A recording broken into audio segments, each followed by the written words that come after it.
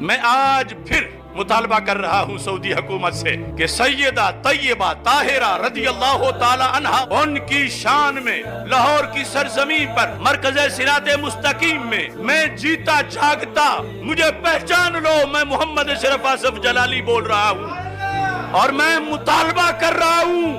اے نجد کی حکومت، اگر کوئی شرعی تمہیں رکاوٹ ہے تو مناظرہ کرنے کے لیے میں تیار ہوں۔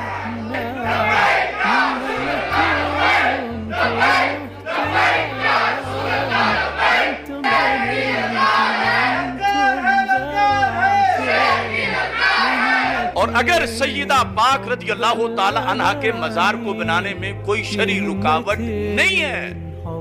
تو اجازت دے دو، کہو گے ہم نادار صحیح مگر سیدہ کا مزار تو سونے کا بنا دیں گے۔ سعودی حکومت